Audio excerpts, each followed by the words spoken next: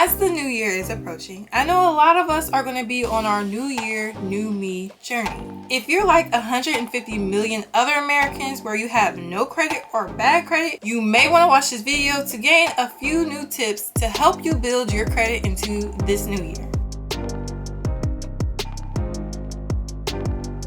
Hello, if you're new here, my name is Mariah. I am a small business owner. I'm the owner of Grandiose Grant Services, where we cater to all of your business needs, which includes helping you grow your business or secure grant funding to improve your business. Now, I know on my channel, I talk a lot about business, but one part to growing a successful, sustainable business is sometimes through loans. To get loans, you need to have good personal credit and good business credit.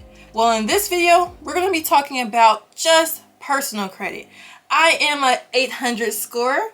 I'm going to be sharing with you a few things that you need to know to help you improve or grow your credit score.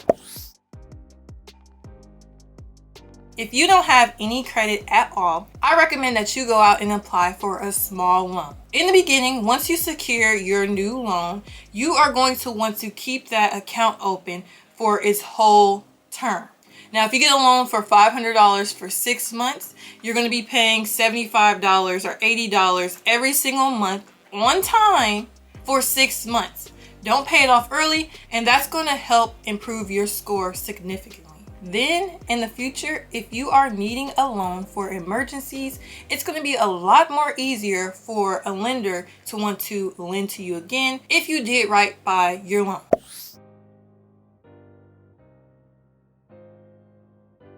When you finally secure your first credit card, you are going to want to pay off your balance in full each and every month. And what I mean by this is if you spend $50 in the beginning of the month before your due date, you're going to want to pay back $50. Even if you get approved for a credit card that's, let's say, $3,000 and you spend the entire $3,000, you are going to have to pay that back so your credit doesn't fall. If you do keep a balance, let's say you have $50 and you only wind up paying $25 during the month, that is going to carry over into the next month and it's going to be reported on your credit reports.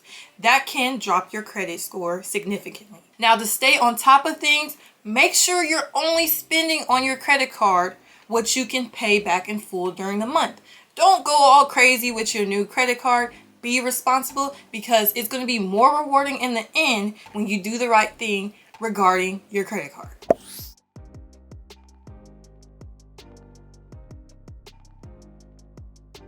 Now, another thing a lot of people don't talk about, if you have multiple accounts, let's say throughout the years that you stop using, but you want to keep open, you will need to have at least one transaction on that account or credit card in a 1-year period to keep the account open. It doesn't matter if you have a credit card that has a $10,000 limit, but you just don't have any use for it anymore. Spend $1, pay that $1 back before the due date, and that account will stay open for you. Now, the vice versa of the scenario is if there is an account you absolutely do not want anymore, don't use the card at all in about a 1-year period. If you don't have any balances left on that credit card, then in about a year of having no transaction on the credit card or account, it will close without impacting your credit score.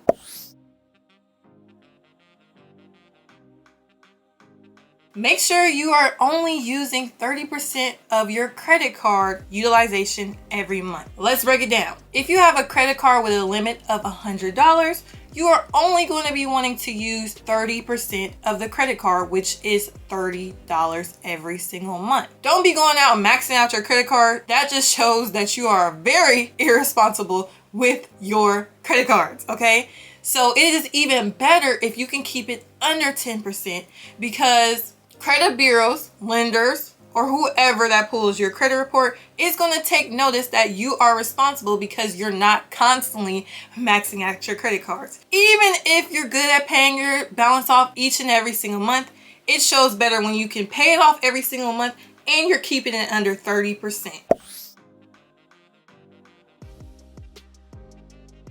try to keep your hard inquiries under 3 inquiries every single year. What are hard inquiries? It's basically when a lender pulls your credit report to see if they will approve you or deny you for credit or loans. So the more accounts you attempt to open in a 12-month period, it's going to drop your score significantly. Why? I really haven't did too much research into it. They just don't like when someone tries to get credit back to back to back. And I know a lot of people go back and forth with this suggestion, but this is something that has worked for me and it has never failed. Pay your balances off at least 5 to 10 days before your due date. And once you pay the balance off, try not to use your credit card until that statement period ends, which is usually around 5 days after your due date. Let's say you have a due date for your credit card on the 20th of every month. Pay your credit card balance off on the 10th or the 15th every month. And then wait at least until the 25th to start using that credit card again. Sometimes when your balances get reported back to the credit bureaus, if you make a transaction a day after your due date, it might still show up on your statement, which is going to be considered a carried over balance into the next month and could potentially drop your credit score.